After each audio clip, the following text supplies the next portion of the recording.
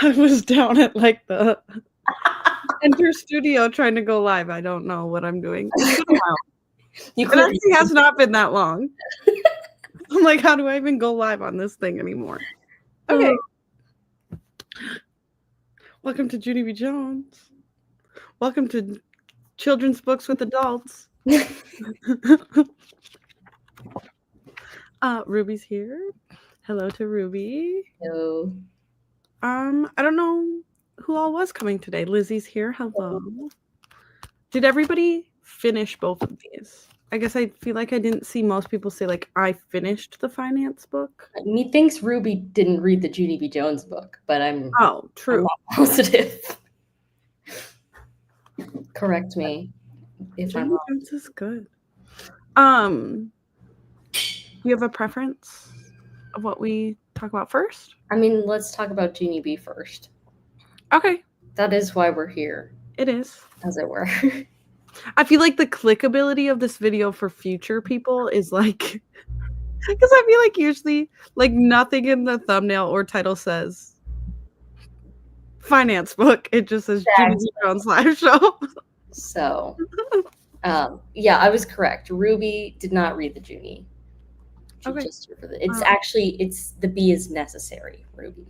So that's offensive. Yeah, rude. We read Junie B. Jones is Almost a Flower Girl by the Barbara Park. Queen. Yeah. Rest in peace. Yeah. What'd you rate it? I gave it 3.5 stars. Really? What'd you give it?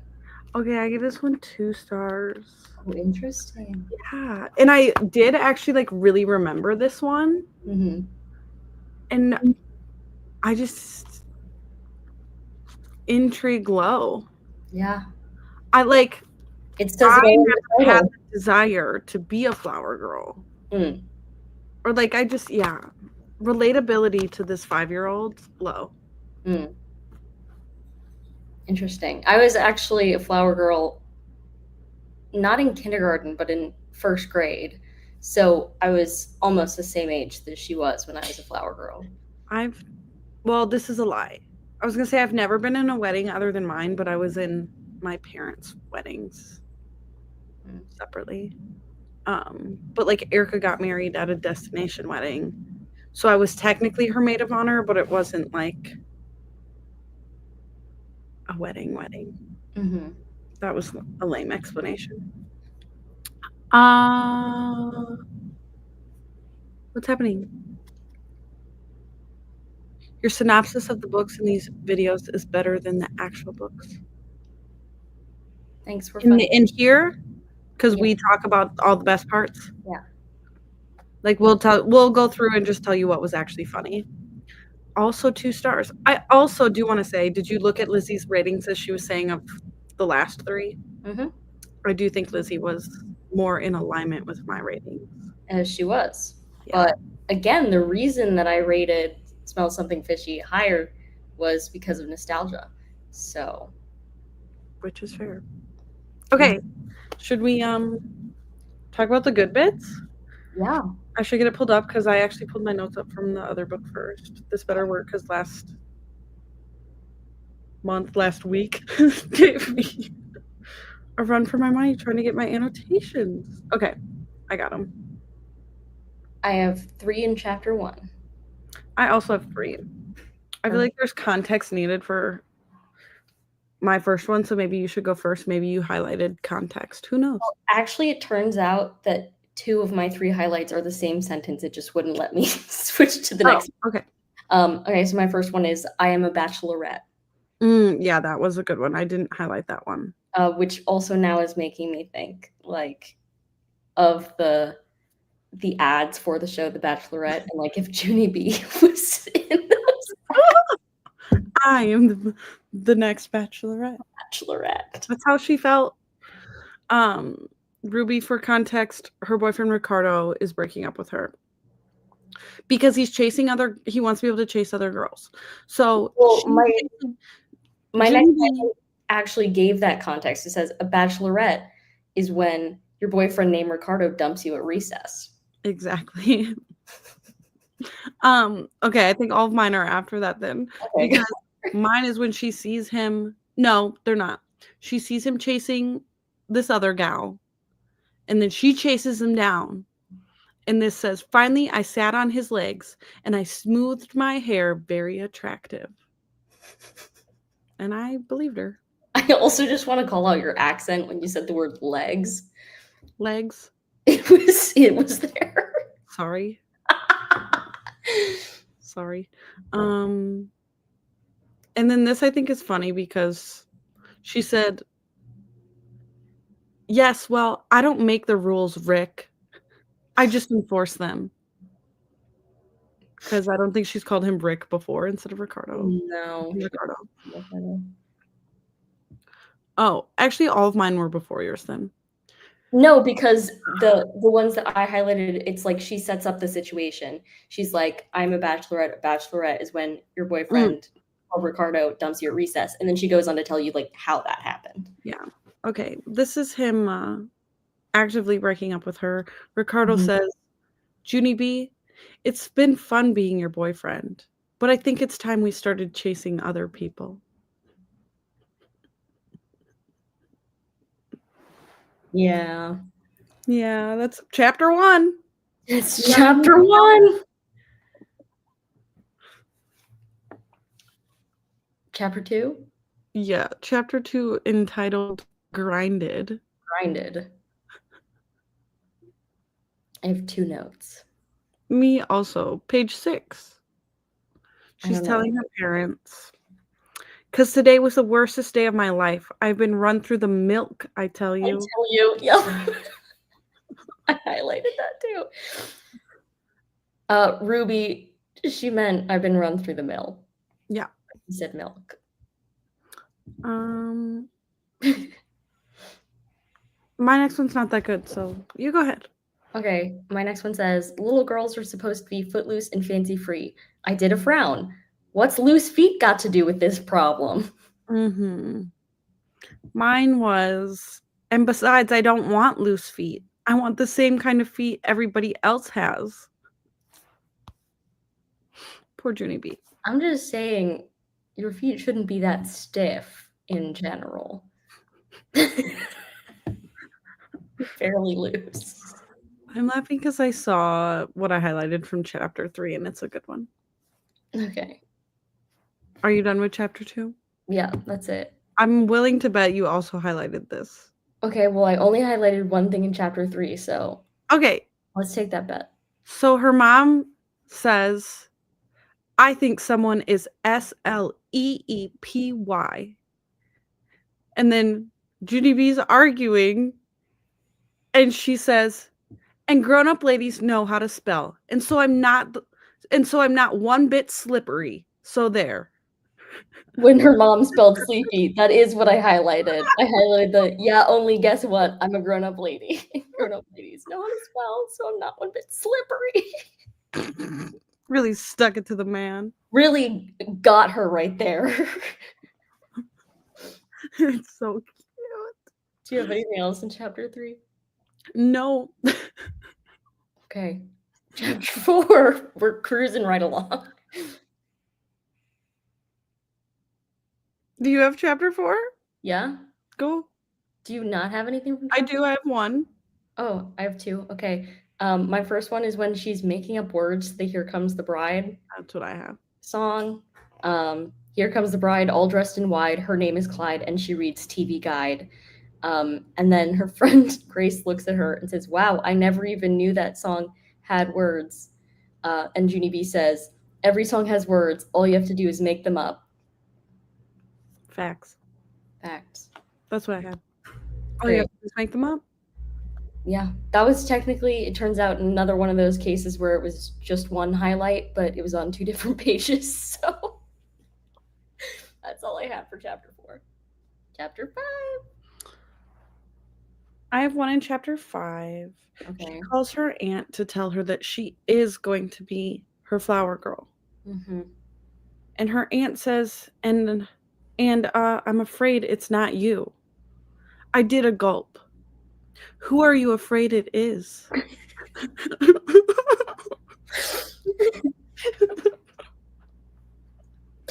Yeah.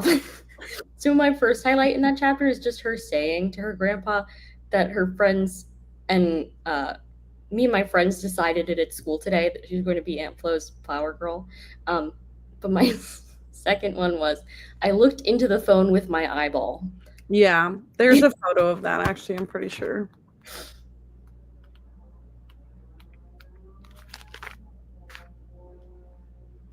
Let's see it. Let's see that eyeball look. Maybe it's not as good of a photo as I thought. It might just be this one. So never mind. Yeah, you were wrong. Yeah. Not the first time. Okay, so that Yeah, was any other photo. I really feel like we're letting Ruby down tonight. We're not in top form. I have 4 in chapter 7. Well, what about chapter 6? Oh, I have 1 in chapter 6. Okay, go for it. She gets gravy in her hair. Yeah. And I found this relatable. Yeah, this one's not that good, but still I found it relatable. It says, "Today is not actually going that well," I said just to myself. Yeah, I also highlighted that, but I highlighted the whole thing. The only too bad for me because my head got too close to my plate and my hair got gravy at it. I stared and stared at my gravy hair. Today is actually not going that well. Yeah. So that's the big thing that happened in chapter 6. She got gravy. She got gravy in her hair. That's it. Chapter 7. She and her mom. Oh, Ruby, to fill you in the gravy hair situation, her aunt calls her back and she's like, well, you're still not my flower girl, but you can be the alternate. So if anything happens to my flower girl, you're up. And we already know what Junie B. Jones thought when told, if something is wrong, yeah, the other flower girl, you're up. Okay. And that's important context because the next chapter, her and her mom go shopping for a flower girl dress. She's not the flower girl because her aunt's fiance's sister is going to be the flower girl. Yes. So instead of a niece, it's going to be a sister. So more direct connection. Yeah. Okay. Chapter 7. I think mine are all like a little bit later in the chapter. If you have anything from actual shopping. Yeah, I have something from actual shopping. Now all I need is my blue fake bunny fur cape, and I will be all set. Yeah, girly knows what she needs. She does not get the cape, and her mom yells at her. And she says, "After that, I helped carry my bags to the car, and I behaved myself all the way home. And then we're going to sleep." And she says, I don't have the actual first thing. I'm wondering if you do. No. Okay, I have, basically she wishes on a star that something bad happens to Bo so that she can't be the flower girl. And the first one I highlighted says, "Dear Star, Mother says not to make Bo sick. And so maybe you could just give her a case of head lice, and that's all. Thank you and good night." I also highlighted that one, but I highlighted something a little before, which is when her mom says, "You change that wish right now." I raised up my eyebrows at her. Yeah, only how can I change it? It already got sent. Facts. Danielle, you need to tell us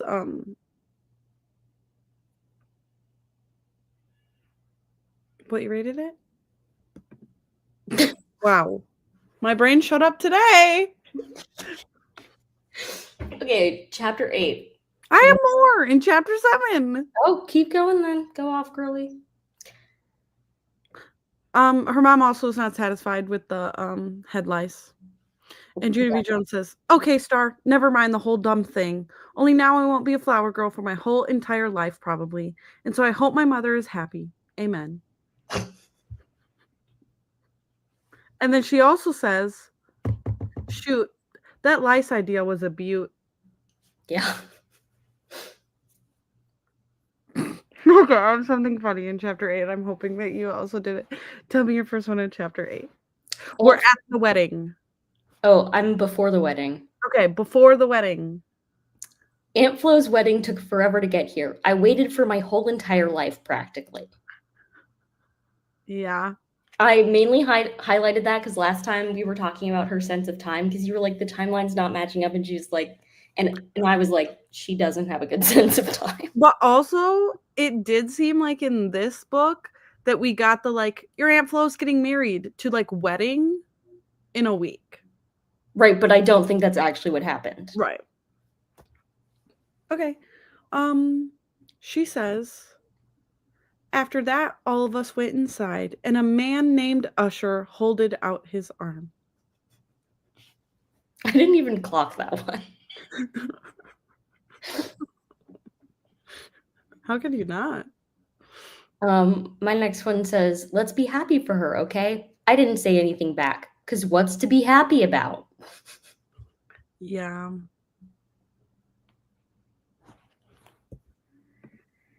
Hilarious to me that the character is Aunt Flo. Yeah, that made me giggle too. And Junie B. Jones is 5 and she can read. Yeah. We had a conversation before this about when Mabel will be able to read stuff like this. Yeah, and Junie B. Jones read Flo Miller in the phone book. Yes. Yeah, so FLO. Okay, I highlighted, just because this is something that keeps happening that I think is funny. Grandma Miller, it's me. It's your grandgirl, Junie B. Jones. Look how grown up I'm being, Helen. Then Grandma smiled and winked, and she said, don't call her Helen. I love that bit. Which, for the record, I would never, ever, ever have called my grandparents by their first name when I was Junie B. Jones. No. I even, like, now would not call my parents by their, like, if I was really trying to get their attention, I would, but, like, I call my parents mom and dad. I think when I was Junie B. Jones's age, I didn't even know your parents' names. know my grandma's name. Mm-hmm. Although Mabel does, because she has so many. Do I know one of my grandma's names now?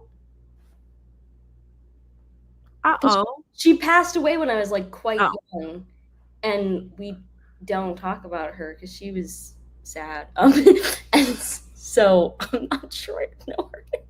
Mabel definitely knows grandparents' names because she'll specify, like, I want to see Grandpa Dennis. I want to see Grandpa Shannon.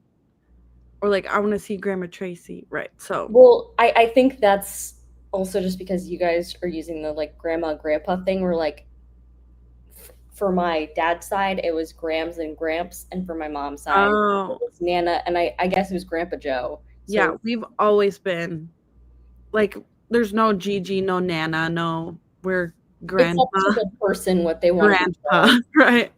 I mean, most, like, little kids, like, if we're trying to get, like, Betty to say grandpa, we will say, like, papa, but then we don't, like, continue to call them that. So that's probably just confusing. Danielle gave him 5 stars. Yeah, that sounds fun. Okay.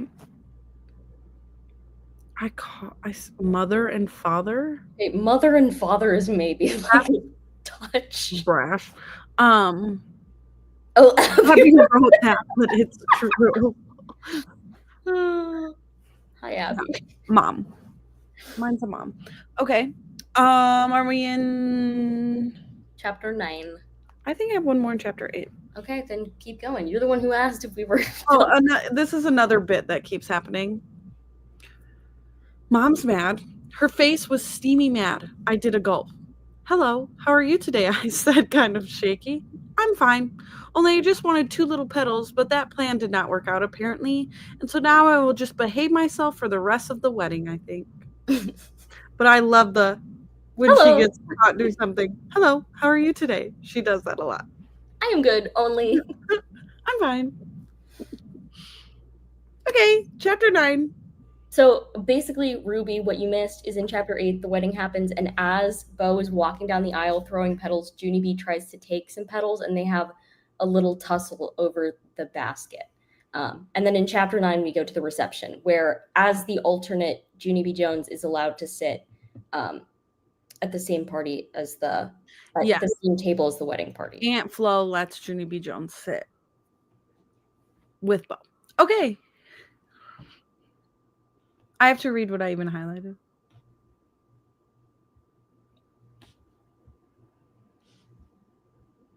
Oh, this just made me feel like it was cute. It makes me want to let my kids be happy all the time. It says, because after lunch, me and Beau skipped around the whole entire room in bare feet, and we throwed flower petals on people's heads, and no one even got mad, because when you're little, you can get away with those kinds of shenanigans. It, it was the funnest time I ever had. Yeah. I also highlighted the sentence that starts, because when you're little, because I thought it was cute. It was.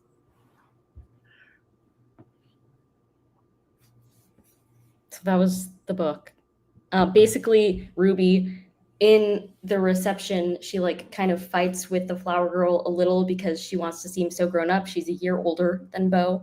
But then Beau is like, that's no fun. And so instead they just act like kids, as they should be. And have a good time. Ruby remembers the tussle for the basket. I do prefer kid-free weddings.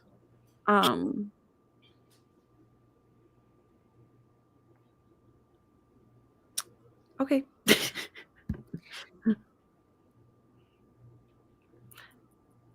Facts. Just, I would say most of the weddings I've been to in my life, I was a child or at least underage. So My thing is that I feel like I have controversial opinions about that because I also would say I like kid-free weddings, but like when you're a parent, you realize how hard, like, do you want me to come or not? Because I can't get a babysitter to go to your wedding. Like that kind of thing. So, and I wouldn't be offended if somebody said no kids. It would just be like, okay, then you're accepting that I'm also not coming. Yeah. And I also realized that like I was a very, very much a rule following child. And so when I did go to weddings, I like was not chaotic in the slightest. So yeah, I do think that Mabel was probably cutting it up at that wedding that they went to recently. Yeah, sure. Mabel was pulling a Junie B. Jones for sure. Fun.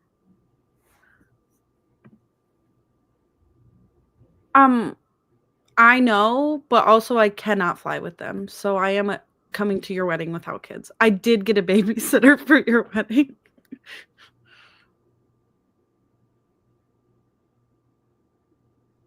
And yeah, your wedding, your preference. Yeah, you can do whatever you want. Fun. So she was almost a flower girl. She wasn't, but almost.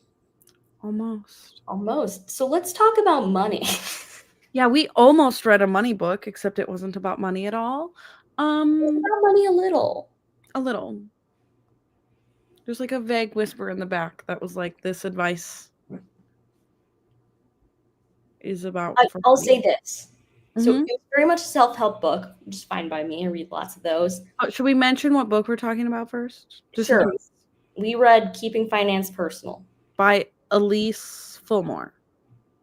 And so like I read lots of self-help books, and I do have to say, you keep saying like it wasn't about finance, and I agree. It wasn't like, it was about lots of other things too. But also, out of all the self-help books I've read, it was the most about finance out of those. True. And I'll say I've read a lot of finance books. Yes. Yeah. Did I rate it on Goodreads? I definitely showed a rating. I don't know. I haven't. Okay. Checked. I'll tell you. Me personally, 2 stars. Yeah. I'm giving it 3 stars on Goodreads because I think that it is also like, if presented, like I would recommend it to certain people. And like if presented correctly. So I went in thinking it was going to be more about finance, and it wasn't. But if I presented it to somebody, I would say like, this is like a good book to learn about, what am I trying to say? Let me think my words through.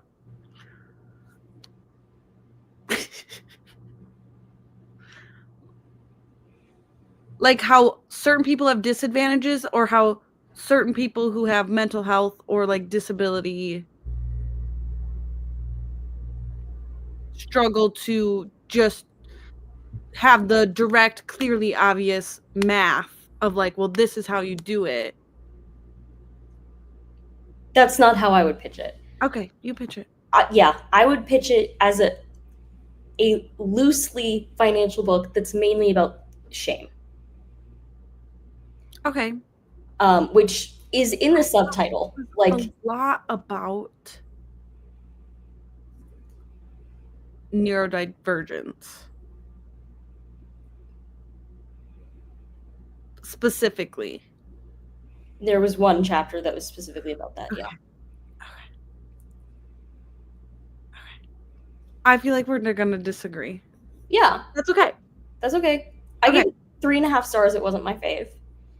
Mm-hmm. But I think for what it was valuable. And I do think there's a lot of shame about money that people have. And I feel like people will never be able to make positive changes in their life as long as they're holding on to shame about things. And so I think this book is a good first step to that. I think that's the type of person it's for. I do think it's like it is a like, okay, I'm scared to learn about finance. Like, I think this is a good step.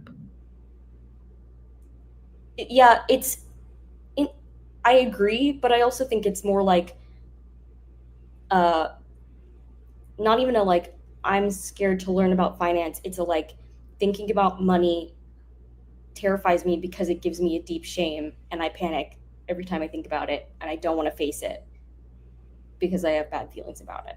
Right. Which in some ways I think is working against her, because I think the people who should pick up this book never will. Because I feel like that with most like self-help nonfiction, that it's like, well, the person who needs to hear this would never grab this. Yeah, but I think particularly like, I don't know, the shame element, I just think it doesn't work in her favor. So I'm sure lots of people who already followed her will buy it, and that's good. But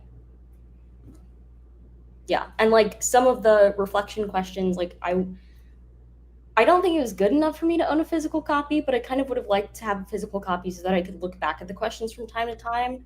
Because I think like the reflection would be more useful over time than like through it.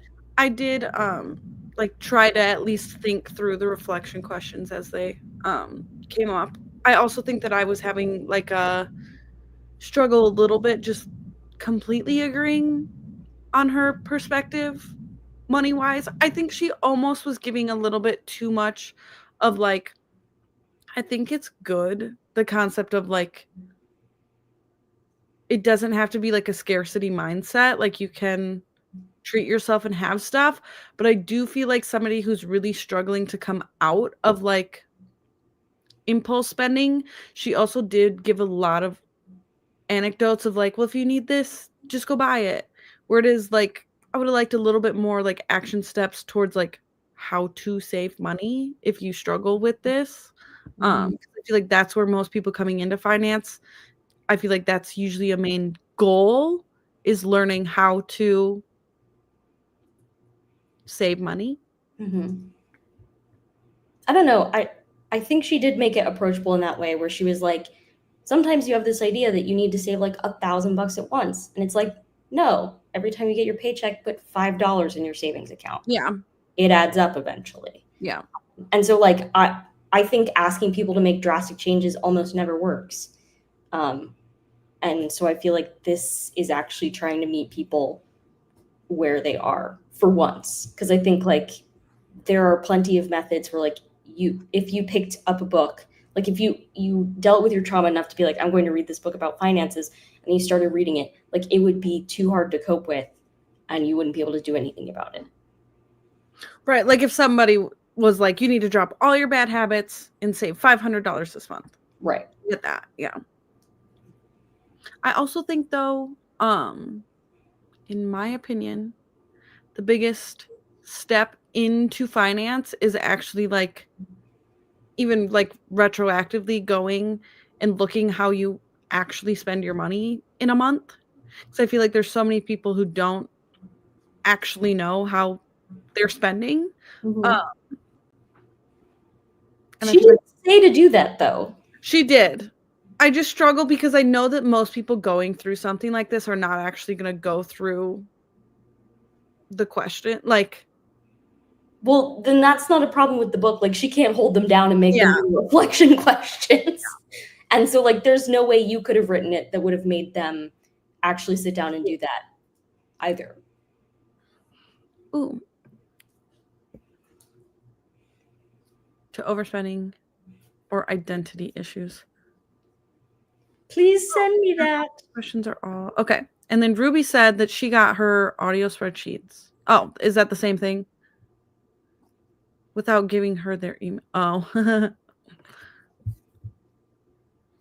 I did see on her Instagram, because I did go look at her Instagram, that she had spreadsheets. Yes, I do think that's a good first step for everybody. I don't know. I guess I don't know what I was wanting from the book, and I didn't personally feel like I took anything away, but I also think that's me coming in, having consumed, like, I consume quite a bit of finance information. It's a special interest. Whereas, like, it is not a special interest of mine, and it gives me a lot of anxiety.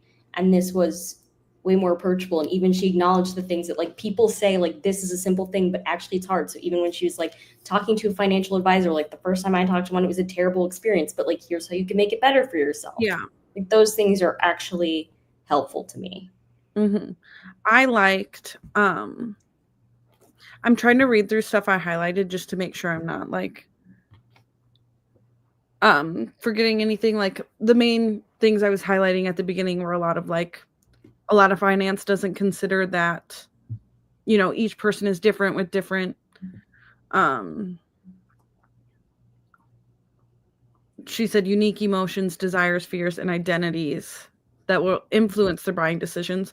I also did like the part that she talked about cultures, that it's like the norm to support your parents. Because I feel like in a lot of other finance content I've consumed, people are just like, well, just don't do that. Like, you can't afford to do that, so don't do that. And it's like, well, it's not as simple as that. So, like, I do think that this book handled that conversation a little better.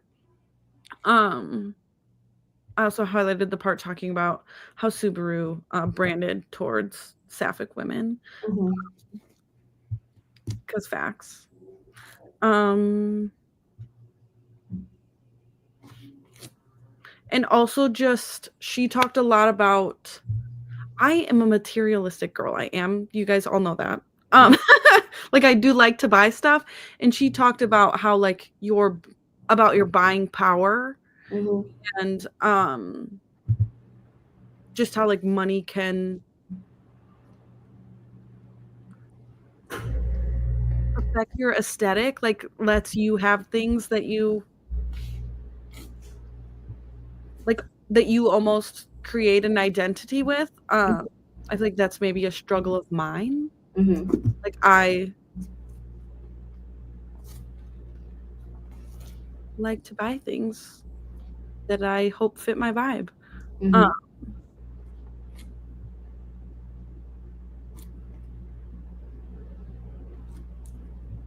I also liked the sections where she talked about, like,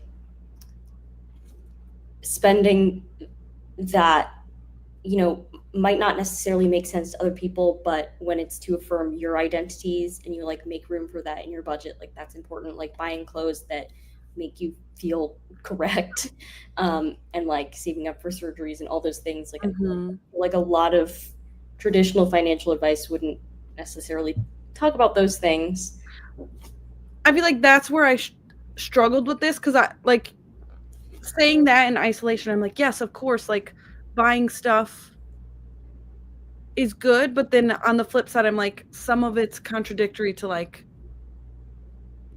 some people will take that and run with it, and then you're losing the, like, okay, well, now I don't have that $5 to save anymore. I think it didn't come off that extreme to me. Okay. But maybe that's because I'm reading it from a place of, like, scarcity mindset all the time, where, like, I don't let myself spend money. Yeah. And so like being told like it's okay for you to get things that you can afford that make you feel But okay. you also know that there's so many people who spend money they don't have. Yeah. Yeah. But I still think that as long as people feel shame about that, they're never going to stop. And so I feel like what she's trying to do is not give them like a free pass, but take away the shame from that activity, because the shame only creates a spiral. Yeah, this next thing I highlighted is basically her saying that. I want to emphasize here that spending money on those things is not bad in any way. In fact, I encourage it as long as it's because you genuinely like those things and not because you hate yourself so much you want to hide who you are.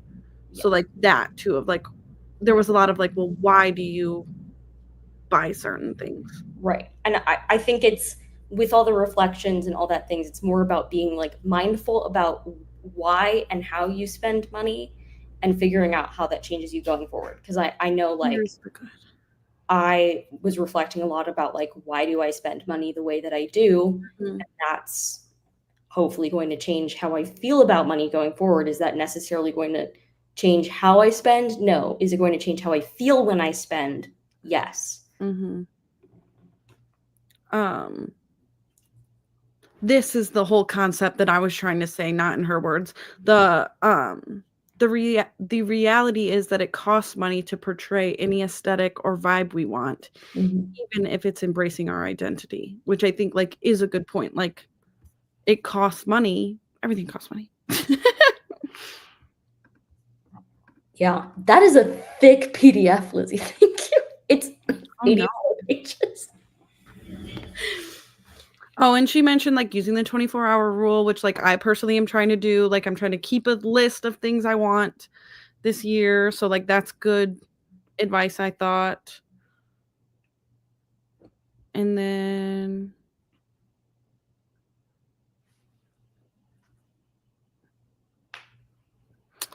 she also talked about like paying for things to make stuff more convenient for you, which I think is a later step in some financial advice.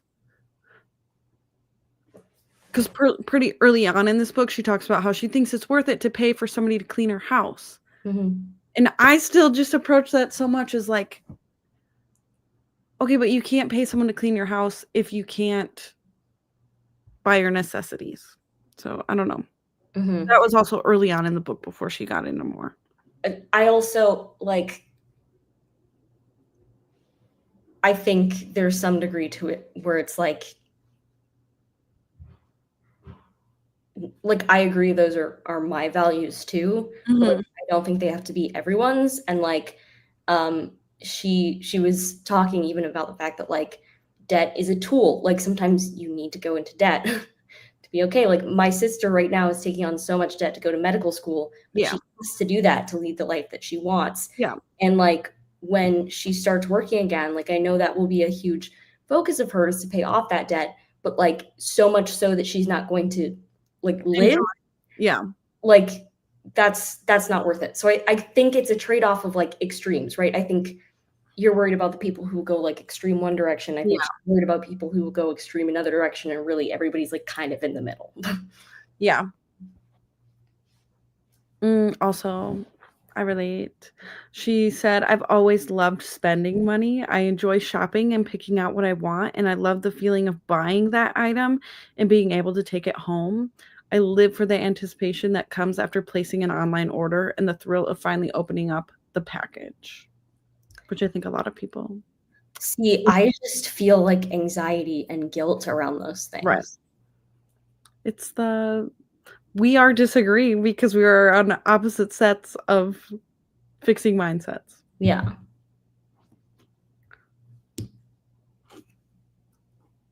She talked a lot about like hustle culture too, like work harder, earn more, and how that's not necessarily true. I really liked, and you started a conversation about this, but she talked about like morals and like what is important to each person, and that making your money reflect that. That was like the biggest good concept for me in this, of like, are you supporting actually what you believe with your spending?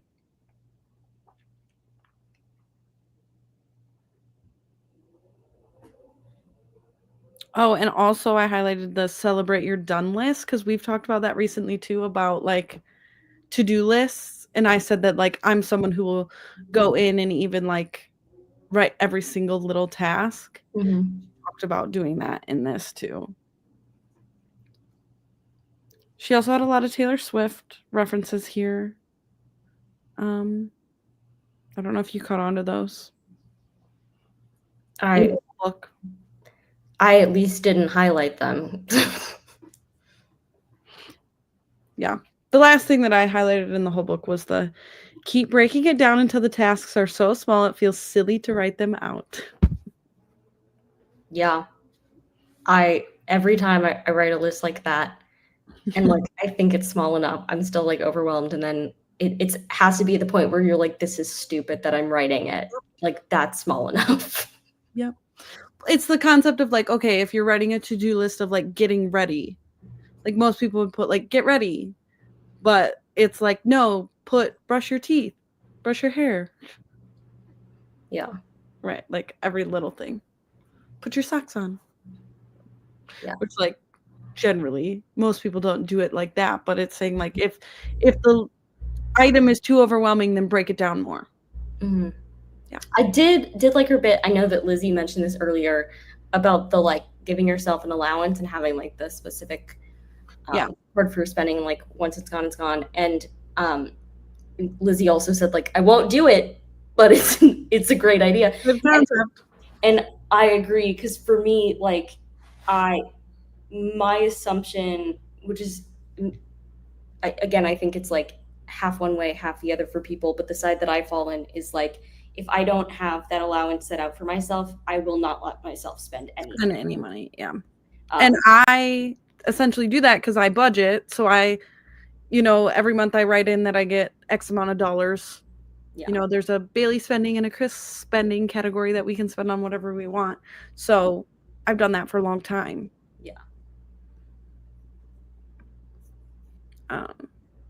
Yeah, good things to implement.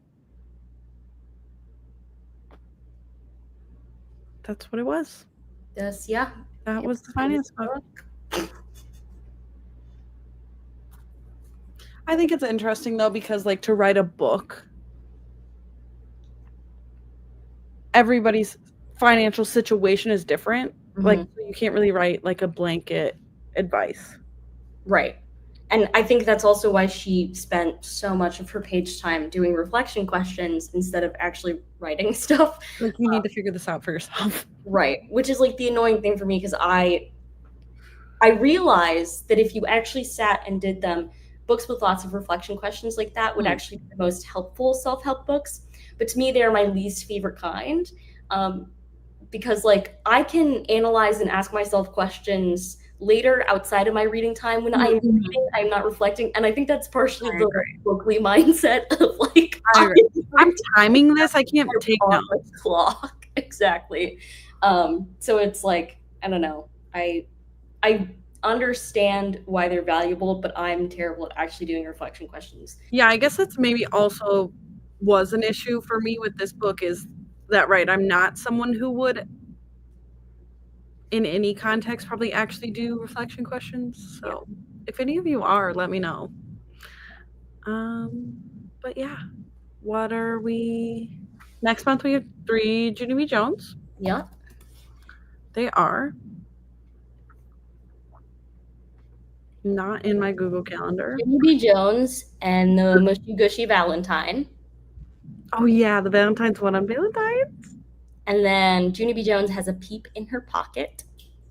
And Junie B. Jones is Captain Field Day. Those will be fun ones. And then I think, March is Graduation Girl, so we'll be moving on from kindergarten.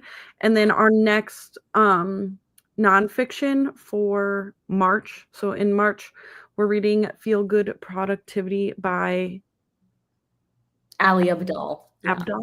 Yeah. And I'm excited about that one. Because I love his videos. I might need that. I might need that one. Hopefully it actually hits. I feel like I'm someone who feels like I need to be productive all the time. I just don't think I'm going to get anything from it that I don't get from his videos, but I know You don't Yeah, watch. I don't watch them. That'll be fun to discuss though, actually, because you know this person and I do not. Yeah. So Like, I've been watching his YouTube channel for several years now at this point. interesting. I'm gonna refrain on purpose Yeah. for the purpose of our discussion. So Yeah. that'll be fun. Whereas I just hope my hold gets in time for me. If it doesn't, I think I'll have the hold so I can. It was so annoying because at one point it was on KU, and when I checked the other day, they had taken it off KU. So I was like, Rude. Rude. Ooh. So who knows about this person? Why have I never seen this? a lot of he has. Let me check how many subscribers he has. Why have I never? And like, what is his content about? Productivity. I'm surprised that I've never came across it. Yeah, 6.17 million subscribers. Bailey's like, you're a fan of his approach? I mean, he's interesting. Okay. He's got some good thoughts. He started his channel when he was a medical student, and he was like giving people tips on how to study specifically. And so maybe there's like two different sides of the productivity internet, right? There's like the strictly productivity side, and then there's the like studying productivity side. He definitely started on that, and that's like the side that I go to. Oh, I'm typing what the book is called, even though Ruby already. His name is Field Productivity. Yeah, he's cool. Well, that's the name of the book. Okay, whatever. Yeah, but she asked. Okay. I've never been on that side of YouTube, Danielle says. Danielle. They have interesting stuff. That's what I'm saying. Like, I used to consume so much like journal content and then also finance content that I feel like it almost feels like you should have crossed. Yeah. I mean, okay, to be fair about his content, I have not kept up with it well recently because I do feel like there's a point in which you've heard everything he's going to say.